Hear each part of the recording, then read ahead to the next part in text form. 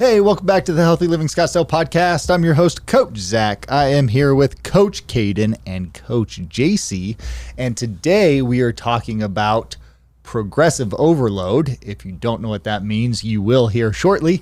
But before we get into today's topic, we want to give a little shout out to a client of the week. And this week, we would like to give a shout out to Ping Hung. Ping, I want to say you've been doing awesome every day you're coming in. I know you put in a lot of work outside of the gym as well. You got your nutrition locked in. Keep bringing all that energy. We love having you in here, girl. Ping is a new old member, been a member for years and years and years, and then moved away and is now back. And every time Tim, the owner of the gym, sees Ping, he's like, she's so smart. She has like seven, and she's working on her 8th degree currently. 8 degrees, 8 degrees, like in all kinds of different fields too. It's not just like she's an engineer, but and then nursing as well. That's psychology. Like, I mean, it's no joke. She is an academic scholar for sure. For sure. So good for her, man. Just constantly learning and growing and challenging herself. Pretty awesome, right? Yeah, Pretty she's awesome. incredible. And like always comes in super happy to be here, works out, walks on the treadmill, like does her thing. So she just, Ping, we love you. Thanks for being a member for a long time. All right, let's talk about progressive overload. So JC, what's progressive overload? Progressive overload is simply just finding a way to make that exercise harder. And there are different ways, which we'll go super in depth with it. But there are different methods that you can use when you're trying to make that exercise harder, because when you start working out, like when you're a beginner, right? Like you grab a weight, you pick it up, you do your thing, and then week to week, like you're going to need to find some way to continue to make that exercise harder in order to see like progress. So when you're a beginner, and you've been lifting for a few weeks, it is like super easy to just like increase the load. So if I'm doing like a bicep curl or something and I start with 10 pounds, then like next week I can easily just do like 15 pounds. And then by week 3, I'm doing like 20 pounds. Like awesome. So that's one way to apply like progressive overload. And then also just increasing like the amount of, let's say, curls in this example that I'm doing. So if I did sets of 10, if I did 3 sets of 10 like week 1, then like, okay, next week I do 3 sets of 12. And then next week after that, I do 3 sets of 15, or maybe I do 4 sets instead of 3. So progressive overload is just finding different ways to make that exercise more difficult in order to continue to create like adaptations, because you can't continue to do the same way or the same exercise over and over and over again and expect to get a different results. Right. Your body gets used to it. Like that, to our listeners, simple terms is it's going to prevent you from plateauing, right? Like if you are doing the same weight, same reps all the time, you're not going to see changes from that after the initial launch of doing a program, right? So it's like if I'm squatting, I start squatting and I squat let's say every week. And the only way to continue to get stronger, increase my muscular endurance, what have you, is to just like make that exercise more difficult, right? Pretty basic and straightforward concept. But there's a couple of kind of key things about this, which one would be you got to increase your weight, that or reps, right, Caden? Like, yep. That's something that we find that a lot of our clients kind of are reluctant to do, is like, let's increase the amount of weight that you're doing. Yes. I will say, I guess talking to our clients that are listening, listen, if we're looking to do 3 sets of 10 reps on something, and let's say dumbbell chest press, and you're using 40 pounds on the dumbbell chest press for 3 sets of 10. Let's say that you only get 8 reps on your final set. That is A-okay. I would rather have you move up in weight and hit slightly fewer reps than continue to sit at the same weight just to hit a rep count. That's a really good point, because I know a lot of times, like, you tell somebody, hey, you got 10 reps of this, and you see it all the time too. Like, they'll stop at 8 reps and they're like, I got 2 more. I got to do 2 more. And I'm like, no, your set's done. You're done. You failed, right? Like, you went to failure, which is good.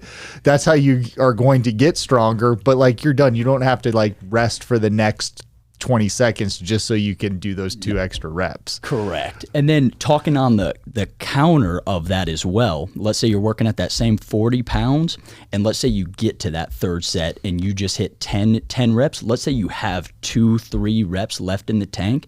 Go ahead and push for that 12 or 13th rep rather than hitting 10 and saying, yep, we are good for the day.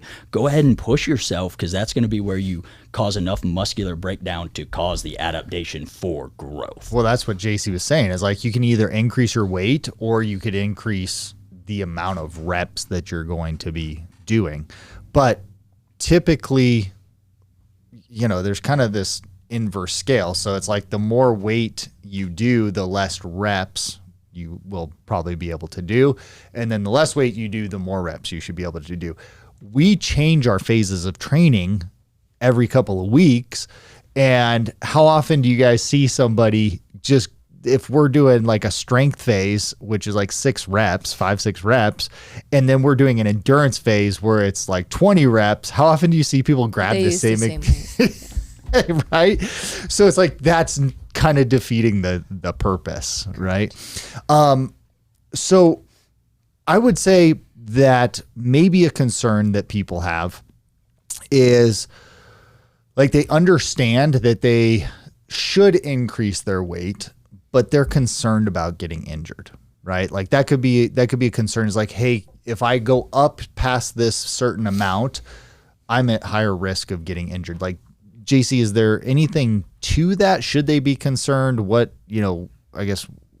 things should they be aware of, and where should we have caution? And Sure. I think it's totally normal to like be cautious of like, hey, like, I'm about to lift like really heavy weight for 5 to 6 reps. Like, of course there's always like a slight chance of injury. And I'm not saying that lifting heavier is going to injure you. Like, that's absolutely like not what I'm saying at all.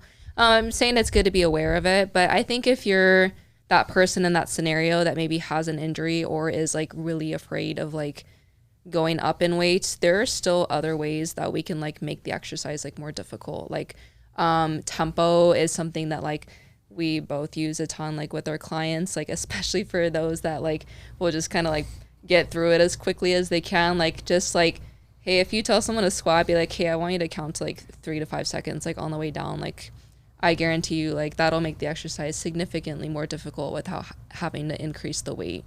So just stuff like that, you can mess around with, like the tempo. Like, you can add a pause, like at the bottom of a squat. Like, I tell you, like, hey, like, I want you to like pause like for 2 seconds at the bottom before you stand up. That way, like, that person like is in complete control like of that rep like in that time. So, yeah, I think it's like okay and normal to like kind of think about that and be aware of it. But yeah, if you're someone who's like got an injury or something, there's still ways that you can make it harder, and you can still like apply progressive overload without it just being like actually heavier.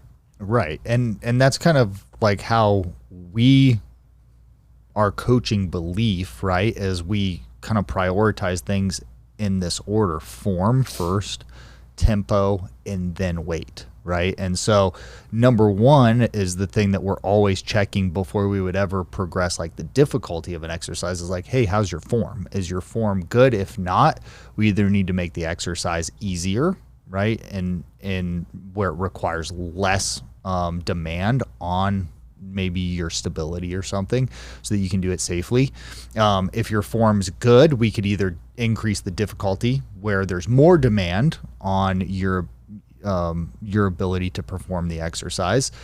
Then we can look at your tempo, so we can adjust how fast or slow you're performing the exercise if there's pauses in there. And then last one would be us adjusting the weight and the load, right? And some people, it's just like we have to play around with the combination of those sometimes. So that's like our hierarchy of how we're going to coach something. But sometimes the body's just not going to necessarily, they don't have the capability. Maybe there's a past injury or limited range of motion or something. So increasing the difficulty of the exercise isn't appropriate. And then maybe because of what phase of training we're in, because different phases kind of dictate the tempo that we're going to move at. So then it's like, okay, well, our logical thing to do here is adjust the load, right? Increase the difficulty or decrease the difficulty of the load. But there's a challenge that we really have in our industry is repetition. Progressive overload, which is what JC said, is like your body's ability to adapt to an exercise so that you don't plateau. Progressive overload requires, by default, repetition of the same exercise, right? And like, Caden, how often do you squat? 1 to 2 times a week. 1 to 2 times a week? How often do you do pull-ups? 1 to 2 times a week. 1 to 2 times a week. How often do you do like a split squat or lunge position exercise? Probably 1 to 2 times a week. JC, like same thing? Similar, right? At least once a week, I'm guessing, yeah. Right? So this is something that is just like a total misconception with clients in our industry, is like, they're like, oh, I've done that exercise already, right? I did that exercise last week, or I did that exercise already this week. 1 to 2 times a week, right, is what you're saying. There's some disconnect where a lot of times our clients don't understand that, hey, when we design your program, we're designing it where you are going to do that exercise 1 to 2 times a week, because that's the only way for you to get stronger or increase your muscular endurance, see the adaptation for it, and track it for it to be measurable, right? So if you do a squat, like let's say a barbell back squat, right? And then you do a goblet squat, kettlebell goblet squat, that's hard for you to measure if you're improving or not, because it's a different position, different demands on the body, different loads, right? Like one, the weight's resting on your shoulders. You could probably lift a lot more weight than you holding a kettlebell in front of your body, right? We can't really compare those two. Now, they're both squatting exercises. They're both good, both going to create adaptation, but there's no way for us to bridge the gap between measuring what those two are. And so that's one of the things that we want our clients to understand, is because a lot of times they'll come in, you guys know more than I do, but a lot of times clients will come in and they look at you like you're an idiot because they've already done that exercise this week. I've already done that this week. We're like, yeah, so you're supposed to do it more. That, like, it's in the program for a reason. It wasn't a mistake. So I want people to understand that, I mean, we've had people cancel their memberships over this before because they think that it's just like laziness or a failure on our part to know what's happening with their program or all of that. And I'm like, no, it's by design. You should be repeating the same exercise over and over and over and over and over again, right? There's 1,000 different exercises that you can do. How many exercises would you guys say that you do on a recurring basis? Say probably like 7 big ones. 8. Yeah, 7 or 8 big ones. 7 big ones with some like auxiliary stuff like mixed in there. But your like diet of exercises is probably like less than 100 exercises, wouldn't you say? Would that be like a reasonable, guess? Yes. I guess guesstimation, right? So when you think about, okay, I'm going to work out 4 or 5 times a week and I'm going to do 100 exercises or less, you're going to have repetition in there. The human body only moves in so many ways, right? So that would be something that I just want people, like our listeners, to understand. It's not a failure. It's not a bad thing for you to repeat exercises. It's actually a good thing. It's called progressive overload. That's why we do it. All right. Anything else to add? No, I think just like when people expect to do completely different things each workout, which like I admit, like when I'm working out, like I think maybe like I'm a little bit different than Kaden. Like Kaden will do like the same exercise consistently, like 1 to 2 times a week. I will like maybe squat like once a month. Okay.